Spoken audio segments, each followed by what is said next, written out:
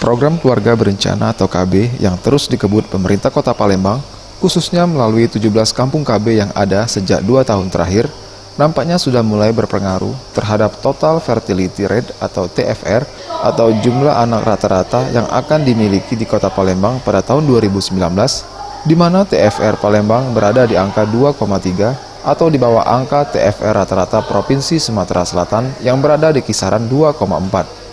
Hal ini dijelaskan oleh Kabid Pengendalian Penduduk BPPKB Palembang Yuli Riyati yang ditemui di sela kegiatannya.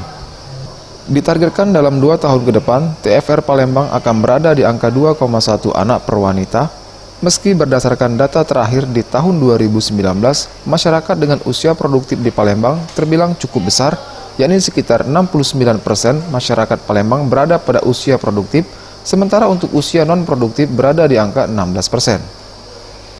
Palembang 2,3. Target kita untuk beberapa tahun yang akan datang tuh supaya bisa tercapai 2,1. Nah, itu menjadi kerja keras kita bersama supaya upaya penurunan TFR itu bisa berhasil dengan baik. Artinya kalau 2,3 itu setiap keluarga masih memiliki 2 atau 3 orang anak. Tim Liputan, Sriwijaya TV.